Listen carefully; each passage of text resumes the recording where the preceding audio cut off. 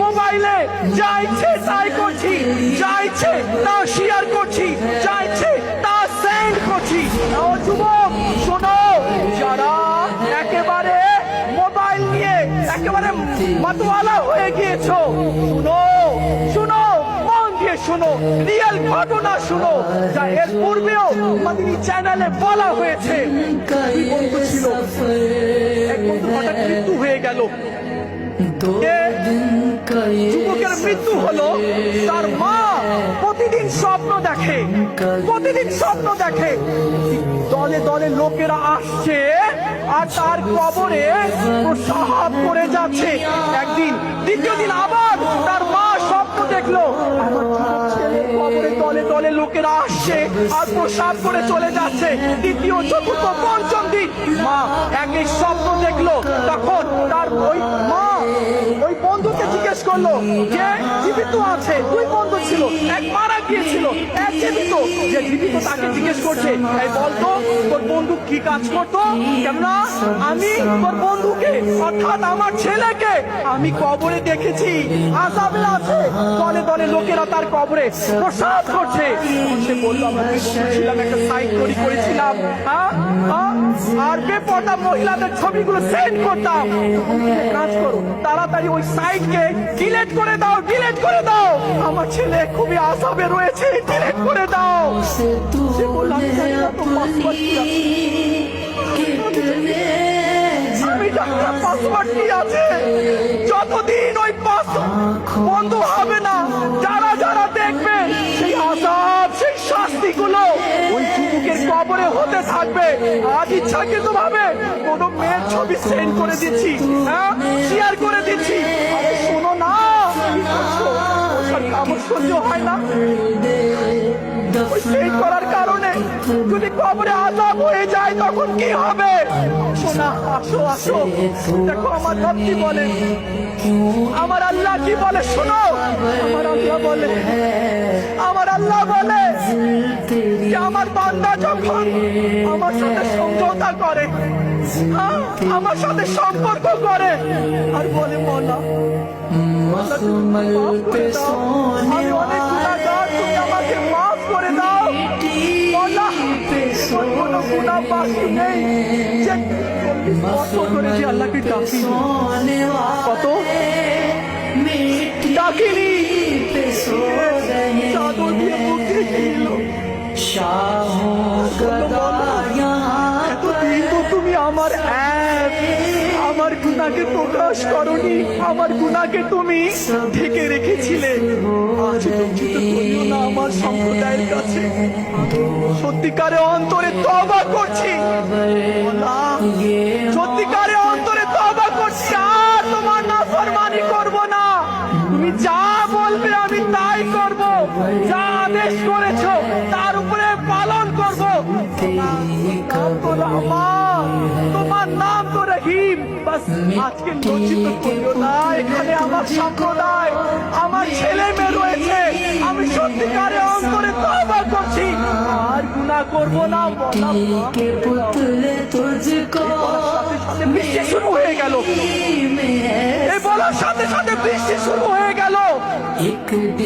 নবী বলেন, মওলা কি হলো, তুমি বৃষ্টি দিয়ে দিলে, তুমি তো বলছিলে বৃষ্টি দিব না, যতক্ষণ না সেনা বের হয়ে যায় এখনই বৃষ্টি দিয়ে দিলে। আল্লাহ বলল, মুসা আমার বান্দা আমার সাথে সম্পর্ক করে নিয়েছে।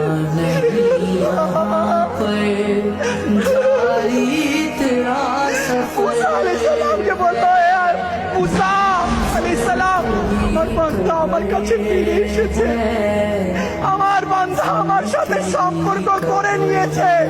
আমি যার জন্য বৃষ্টি দেই নাই তার জন্য বৃষ্টি দিলাম, যার জন্য এতদিন বৃষ্টি দেই নাই তার জন্য বৃষ্টি দিচ্ছি। মওলা, মওলা, আমার পাপ সম্পর্কে যদি আমার মা জানতো আমি বাইরে গিয়ে কি করি, আমার মা বা আমার বাবা যদি জানতো, সমাজের মধ্যে বলতো নাকি এটা আমার ছেলে। না না, এ আমার ছেলে নয়। আমার পাপ সম্পর্কে, আমার গুনাহ আমার ভাই যদি জানতো তো সমাজে ভাই বলে পরিচয় দিত না। কিন্তু মওলা তুমি আমার এত পাপ দেখার পরেও তুমি আমার পাপের উপরে পর্দা ঢেলে রেখেছো। আমার আল্লাহ জানে। শোনো শোনো শোনো, মন দিয়ে শোনো। আমরা ঘুমাই, কিরামান কাতিবিন ঘুমায় না। আমরা আরাম করি, ফেরেশতা আরাম করে না। যা বলেছি, যা করেছি, যা দেখেছি, যা যে পাপ করেছি সব কিরামান কাতিবিন লিখে রেখেছে। ইমাম গজ্জালি রহমতুল্লাহি ওয়ালি বলেন, হ্যাঁ শোনো, আজ সবাই মন দিয়ে শোনো। ইমাম গজ্জালি বলেন, যেদিন কিয়ামত কায়েম হবে, হাসরের ময়দান সাজানো হবে, আউয়ালিন আখিরিন সেখানে জমা থাকবে। শুধু আউয়ালিন আখিরিনের মধ্যে কারা থাকবে? আমার নবী, আমার পীর, আমার মা, আমার বাবা, আমার মেয়ে, আমার স্ত্রী, আমার ছেলে সেখানে থাকবে। আমাকে আপনাকে দাঁড় করানো হবে।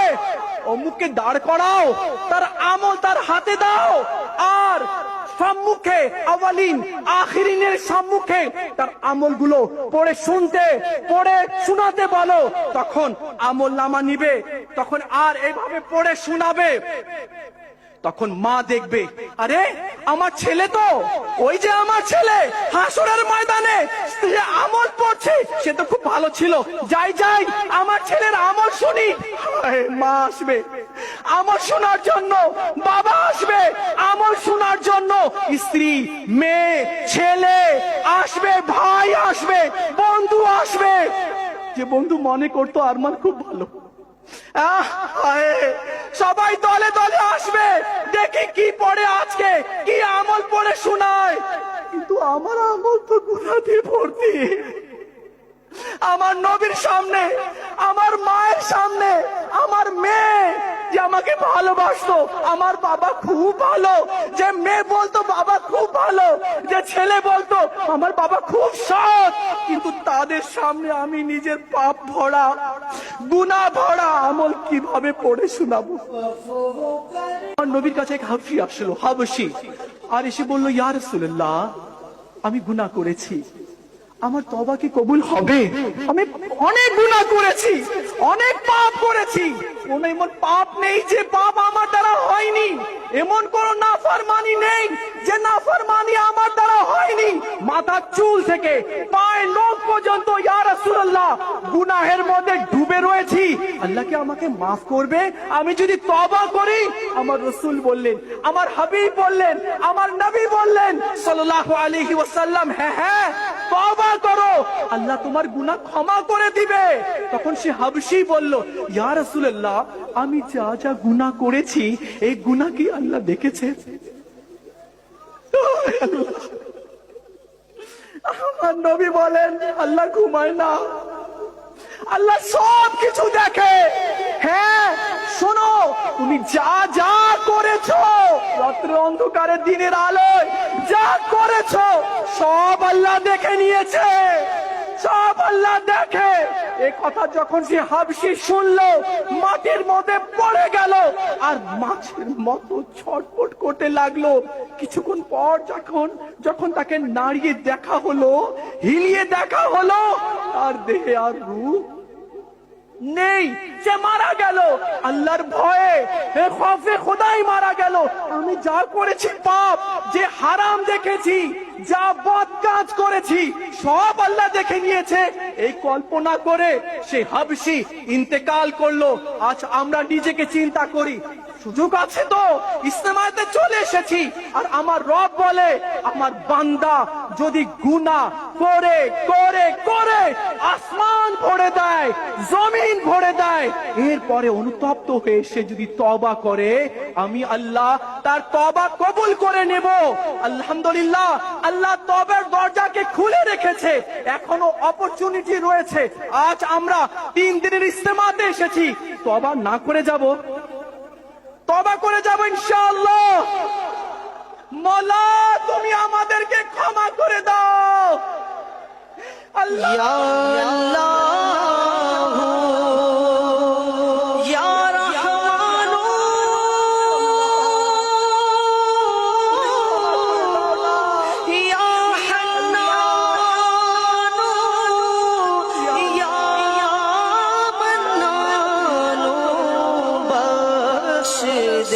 बख्शे गुनहों का सदका अल्लाह बख्शे दे, बख्शे गुनहों का सदका मौला बख्शे दे, बख्शे गुनहों का सदका या अल्लाह। কি হলো?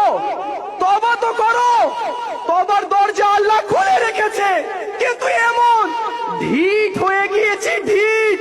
আর একটা কথা না বললেই নয়, গুনাহের রোগ লেগে গেছে, গুনাহের রোগ, গুনাহের রোগ লেগে গেছে, চোখকে হারাম দিয়ে দেখার রোগ লেগে গেছে। যতক্ষণ মোবাইলে বা টিভি স্ক্রিনের মধ্যে যতক্ষণ হারাম না দেখি মন ভালো লাগে না, এটা বড় রোগ, রোগ লেগে গেছে, রোগ।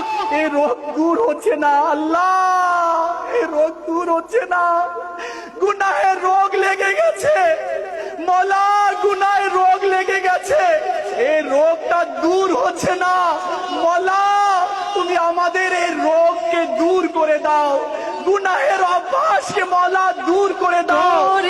দুনিয়াতে এসেছি না, দুনিয়াতে এসে পড়েছি, টেনশন আছে, টেনশন, হ্যাঁ হ্যাঁ টেনশন আছে, এভাবে চললে হবে না, যা ইচ্ছে তাই করলে হবে না, যা ইচ্ছে তা দেখলে চলবে না, যা ইচ্ছে তা বললে হবে না, যেখানে ইচ্ছে সেখানে যাওয়া যাবে না, যা ইচ্ছে তা খাওয়া যাবে না, টেনশন আছে।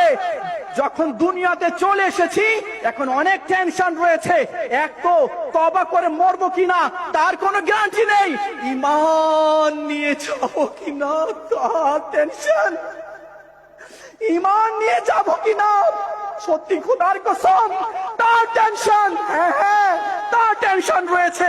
হযরত সাইয়েদনা সুফিয়ান সৌরি রাহমাতুল্লাহি তাআলা আলাইহি ও হযরত সাইয়েদনা শাইবান রাই রাহমাতুল্লাহি তাআলা আলাইহি উভয় এক জায়গায় একত্রিত হলেন, দুই বুজুর্গ। হযরত সাইয়েদনা সুফিয়ান সৌরি সারা রাত কান্না করছেন, সকাল হলো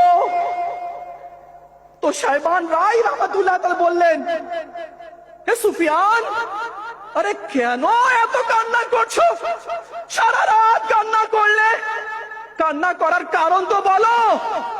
তো সুফিয়ান সৌরি রাহমাতুল্লাহি তাআলা আলাইহি বললেন, আমি এক বুজুর্গ থেকে, এক আলিমে দ্বীন থেকে 40 বছর ইলম অর্জন করেছি, কোরআন ও হাদিসের ইলম অর্জন করেছি। Would you mind listen to me brother? শুনুন শুনুন, মন দিয়ে শুনুন, এ কথা আপনার, এ কথা আমার, আমরা টেনশনে আছি, আপনিও টেনশনে আছেন। সেই টেনশন হচ্ছে কি তওবা করে মরবো কিনা, সেই টেনশন হচ্ছে ঈমান নিয়ে কবরে যাব কিনা, এটা টেনশন রয়েছে। শুনুন সুফিয়ান সৌরি রাহমাতুল্লাহি তাআলা কি বলছেন, তিনি বললেন, আমি এক আলিমে দ্বীন থেকে 40 বছর ইলম অর্জন করেছি, 40 বছর, আর সে 60 বছর কাবাতুল্লাহ শরীফে ইবাদত করেছে, বান্দাগি করেছে, রোজা রেখেছে, নামাজ পড়েছে, কিন্তু তার মওত কুফরের মধ্যে হয়েছে, বেঈমান হয়েছে মরেছে, ঈমান নিয়ে সে যেতে পারেনি। হায় সুফিয়ান সৌরি বলেন, এই জন্য আমি কান্না করছি, যার থেকে 40 বছর ইলম অর্জন করলাম, আর যে 60 বছর কাবাতে গিয়ে ইবাদত করলো, বান্দাগি করলো, সেই ঈমান নিয়ে যেতে পারেনি। আমি টেনশন করছি আমার কি হবে। এ ভাই সত্যি অনেকেই আছে এমন যারা ঈমান হারা হয়ে দুনিয়া থেকে চলে গেছে, তওবাবিহীন দুনিয়া ছেড়ে চলে গেছে, কিন্তু আমরা ঈমানের দিকে লক্ষ্য করছি না, ঈমানের টেনশন আমরা করছি না। শুনুন শুনুন প্রিয় ইসলামী ভাইয়েরা আর হে যুবকেরা, শুনো, মন দিয়ে শুনো,